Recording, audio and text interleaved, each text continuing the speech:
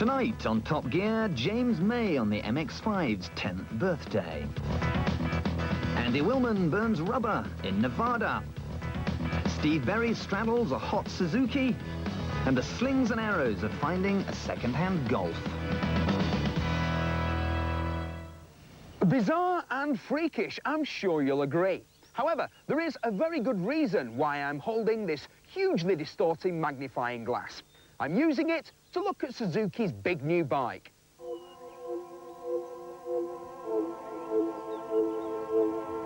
The 90s have been the designer decade, and motorcycles have had a makeover. Being fast wasn't good enough anymore. You had to be beautiful too and hang the aerodynamics.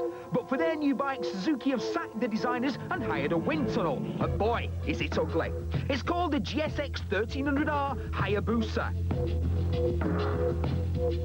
It ain't gonna win any beauty contests, but you know what they say? You don't look at the mantelpiece when you're poking the fire. So check it out, boys and girls, because this is the fastest production bike in the world, ever. And this is what it feels like. First gear, 70. Keeps coming up a bit. Second, 125, third. 150 into fourth. 175, fifth. 180. 185. 190 in fifth. Right, folks, these are the big numbers, so pay attention. There will be a test. 1,300 cc's, 163 brake horsepower, 100 foot-pounds of torque at 7,000 RPM, 0 to 60, 2.75 seconds, 0 to 140, 10 seconds. Suzuki are claiming a top speed of 194 miles an hour. But you know, back there, I definitely saw that needle pointing at 200. And boy, did it feel good. Which is wonderful, but completely irrelevant. Because the Hayabusa is a road bike. It has been designed, built and sold to be ridden on the road at slightly saner speeds.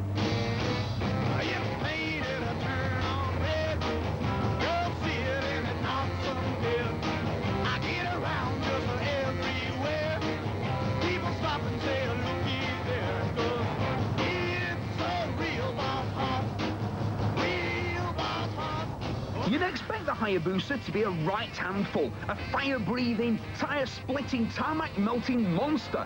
And it's nothing of the sort. The power is delivered smoothly and progressively. It's a beautifully balanced bike, quite long, but it's easy to turn. The brakes bite hard and strong, but without grab. It's not nearly as intense, but just as quick as a race replica, and quite a bit more comfortable.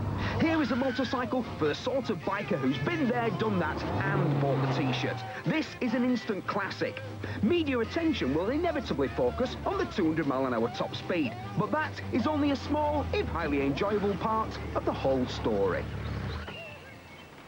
So that just leaves the money. What do you reckon? 15, 20, 25,000? No, 8,000. 200 miles an hour for 8 grand. It's got to be a bargain. But it is uglier than a fight at a gypsy's wedding. Still, when you're wearing your helmet and your shades, no one can tell it's you. Unless, of course, you've got your name on the back of your leathers.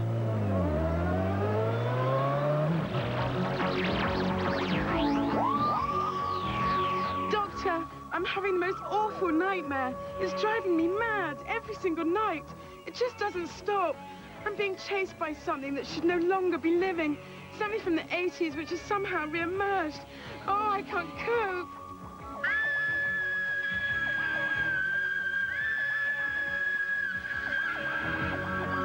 You see, we all thought it had been killed off. The Maestro, that is. But its maker hatched a plot to bring it back from the grave. By now, this lot should have been banging their way down a back road in Bulgaria, where Rover was ready to send them in kit form.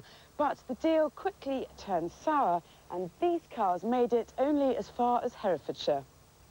Behind this Ledbury filling station lies a miniature production line hand-building no fewer than 621 flat-pack Maestros and converting them from left to right-hand drive. Yes, they do look rather dated, but you can pick one up for a lot less than the £8,000 price tag they had 5 years ago. All this can be yours for just £4,995 on the road, new. Yes, it's our Reg. It was built last year and it's awaiting its first owner. But a Maestro?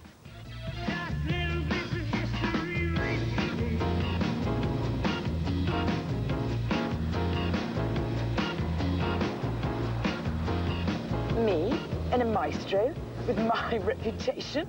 Surely some mistake. Okay, well, let's have a look at what you get for your £4,995 while I'm in here. The old dash with the electronic voice has gone in favour of something that's, well, just more simple. You do get a rear wash wipe, a 5-speed gearbox, a steering wheel, but no power assistance, and, ahoy, a radio.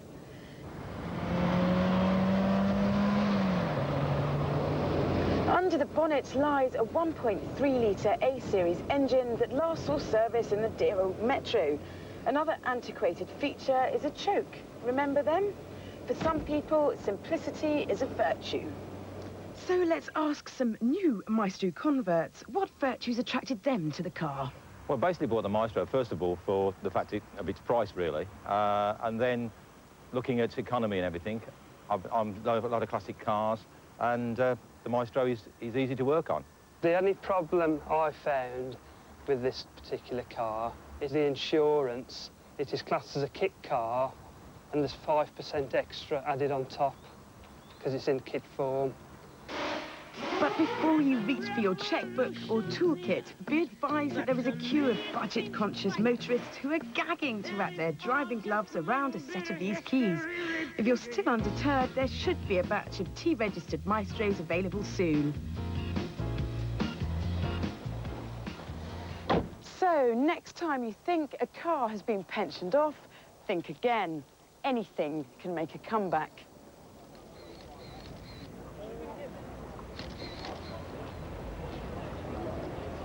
It's a very, very good car, and I just hope you will really buy it. It helps to buy British right now.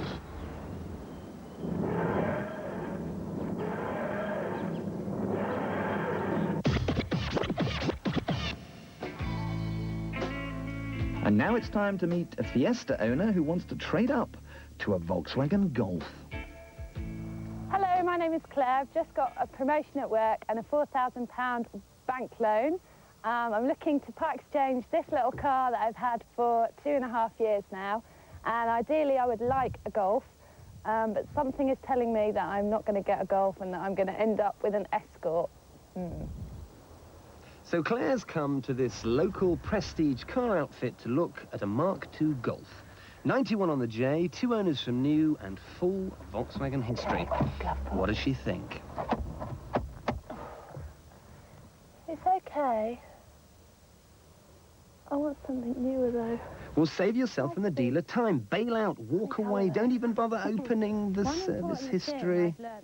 But while it's open, at least she's getting good advice. Ring up the previous owners and servicing garages. Yeah. You can speak to the previous owners if you know, if you're unsure. That's quite a good idea. What, phone them up? Yeah, or phone up the main dealer and ask them if the car's been serviced. They can soon verify that for you. Okay. They keep it on the computer, you see. Yeah. So 3350. 3350 is how much it is, madam, yeah. Okay. And there's no discount. Would you do get a free service, you do get a free month warranty, and you do get a free valet. Would you take my All of car? which should be included in any car sold at top book money. But at least he's going to consider Claire's Fiesta in part exchange. But she has a dilemma. Should she tell him about the replacement engine which a mate fitted for £250? I've got a receipt. Look. Yeah, no problem. You can have a look. And if I phone, this will all check out if I phone it up. It'll all check out, yeah. The only thing is, Go on. that engine Yeah. is a new engine. Right, and do you have a receipt where you bought the engine from? No? You haven't. Moral, always keep receipts and any proof of mileage or the dealer will have you over. I'm going to cry now. He's going to say I'll give you 400 quid for it. I spent 250 on the engine if I didn't check it out. But my mate did it, and I trust my mate. I'm But there's crying profit in now. that Golf, so the dealer's interested in the Fiesta, and asking the mileage is a buying signal. 72, I think it says. Is it correct? Yes, but the end... How do you know it's correct? How do you know your one's correct? Because they've got full service history and it's 2 owners from new. Okay. And all the old MOTs. I don't know that it's correct You don't then. know that it's correct. You'd I've have got to check £1,200 it. for it. You've got 1,200? £1,200 for it, part exchange. Slightly wiser, Claire drops the Mark II in favour of this 92 Mark III. 1.8 CL, and would you believe it, 1 owner from new and a full history. On at 4,900 and worth every penny. The dealer didn't want to be filmed, but delivered the car to Claire's work, where she enlisted the help of a friend, Juliet, who apparently knows about cars.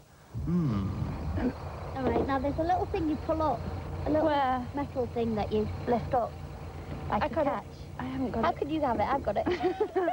It's only worth taking friends along if they really do know their stuff, and I wasn't sure that Juliet I could be did. wrong, but I think this is the water from your radiator.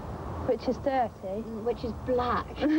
But if the water from your radiator is mixed with the oil from your engine, then It's very you black. have a broken engine. And that's black. If you want to spot a blown head gasket, check for white sludge on the oil filler cap. Yes, that's right. That is a cap. And it's got oil on it. It hasn't But got there's any no water manky in white it. stuff there. The oil doesn't seem that oily. It does seem like clean oil. But then if you're putting a load of oil in it, then it would. It's not very oily. Moving swiftly on from oily oil and hard water, the paperwork. Yeah, I want to have a look at this. Because it's important. Right. There's a hole there. Look, there's two holes God! Look at that! This isn't as sinister as it looks. All the previous owner was doing was attempting to preserve their anonymity. But by the time Claire found out, the car was sold and gone. Over the next month, Claire looked at over 6 Golfs, all too pricey, and got absolutely nowhere. Unable to sell her Fiesta to raise the extra wedge, she had to get realistic and start looking at Golfs with higher mileages. But remember, the world is full of second-hand cars, and there'll always be another one just round the corner. Like this very level Mark III up at 4,600. A 92J with 86,000, a service was due at 88, but it did have a full history. Time for an inspection and a reduction in the price. Claire shaved £300 off because the AA man found that it needed new shocks and new front discs. He's checking the alternator bearing with that stethoscope to see if it rumbles. But when it comes to money, Claire was proving herself to be a pretty shrewd negotiator. Clive, I just thought I'd give you a ring. We've done the AA check now, and basically it needs some work done on it, up to about £300 worth. I was just thinking about the price that we agreed when I last saw you, which was 4,300, and I was just going to make you an offer of around 4,000. So you've had an offer for 4,100. Okay. What's the lowest that you'll take from me then? 4,200. Okay. What about 4,150 and I'll bring the cash tonight? Great, I'll speak to you in a bit then. Bye-bye. Hurrah! I've got a car. So, Claire, how do you feel? I'm as pleased as a badger. And as mad as a fish.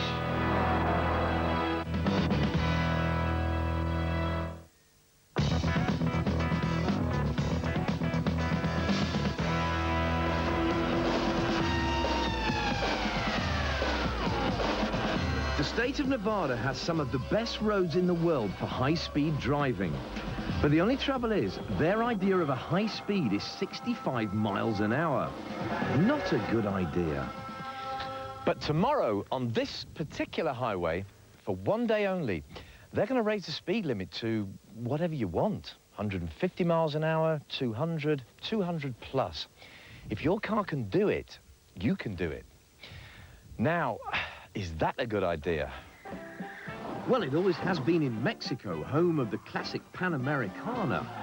But the pleasure of road racing has never gone down well in danger-conscious America. That is, until some Nevada petrol heads got the law changed. The reason the nanny state authorities had lifted the speed limit was for the Silverstate Classic, an event held twice a year where speed freaks, more than 100 at a time, get the chance to drive their muscle cars for all they're worth. Now in its 10th year, it's the nearest thing America has to a real cannonball run.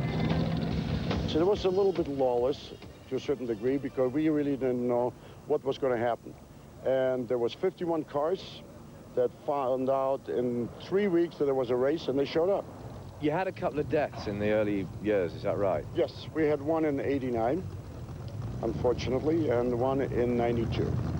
The reason for those deaths was either tyre blowouts or complete loss of control at high speed. And that is understandable. After all, these racers aren't F1 engineers. They're just amateurs obsessed with that most brutal of motorsports, straight-line speed.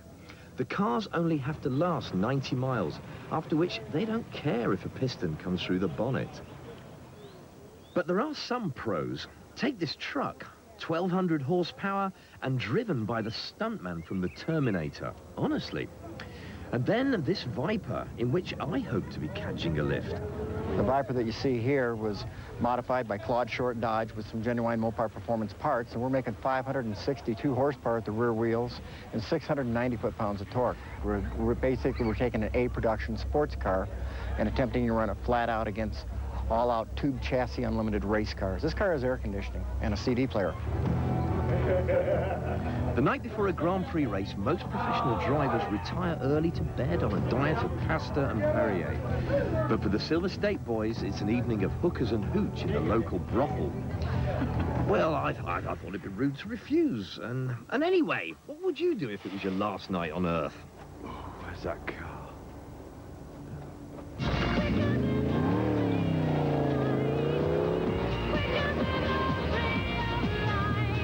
On Saturday morning, the race begins, and in order to keep the killer tyre blowout problem to a minimum, the cars are running categories fixed to their maximum speeds and set off at 2-minute intervals. But the top drivers don't have any speed limits, and in this class, there's only one man to beat. This guy, Kelly Sievers, who's won the Silverstate more times than anyone in his 900 horsepower Corvette. But a few minutes after he'd set off, trouble.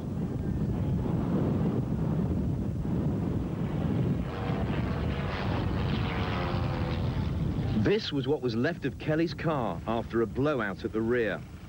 A few days before the race, the road had been resurfaced and some of the drivers had complained it would be too harsh for the massive speeds.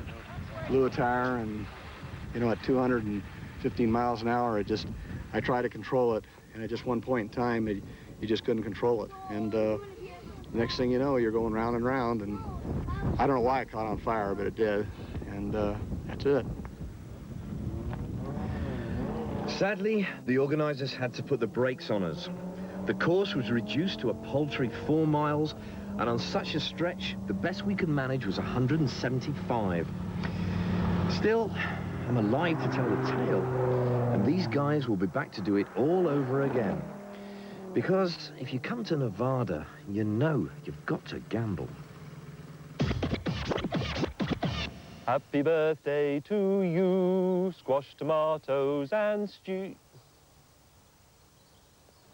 Squash tomatoes and sushi. Ah yes, many happy returns to the Mazda MX-5. It's hard to believe that the little Japanese roadster that shook the world is already 10 years old and into its second incarnation, but I'm afraid it is.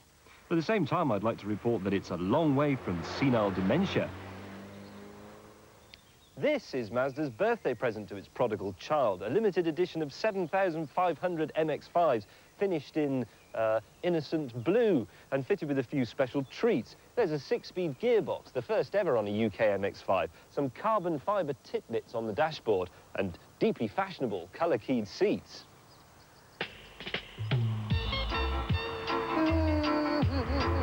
Some Japanese engineers have been mucking around in a shed, improving the suspension with new dampers and anti-roll bars. Trouble is, while they were in there, they had a couple of Sakis as well, and then they decided to buff up the alloy wheels. Now they look as if they belong in my trophy cabinet. Except I haven't got one, of course, so they'll just have to stay on the car. Ho-hum. Skylarky, skylarky, that's what you When the first MX-5 came out, here's one they made earlier, car buffs immediately proclaimed it a shameless rip-off of some horrible old plastic Lotus from the 1960s. And it was. But a couple of important differences distinguish the diminutive Mazda from the great old Brit. First of all, it didn't leak, whereas all old British sports cars leak like the Prime Minister's in-tray and smell like damp dogs inside as a result. And it didn't break down. Overall, it was much more, well, much more made in Japan, really. But it was actually styled in America, in California, where the great British sports car was much missed. Mazda saw this and in its great oriental wisdom decided to make a new one, but a new one that was really like an old one. Now at this point we should keep a minute's silence for the old Lotus Elan and its owners. Here's one. Meanwhile, the MX-5 has sold over 500,000. But this is the first worldwide limited edition Mazda MX-5. The project leader, the Honourable Takeo Kijimi, says that this car is already a motoring legend. And he's bloody right. And it's always you and me, always, and forever, you and me, always, and forever. I've been driving around in this car for hours now, desperately trying to think of exactly the right way to describe it. And I've come up with something. It's brilliant. Yeah, all right, I know you could have thought of that, and it's not very good, but I really can't be bothered thinking up clever dick expressions at a time like this. Go away. Oh, all right. It's brilliant because it's not too powerful.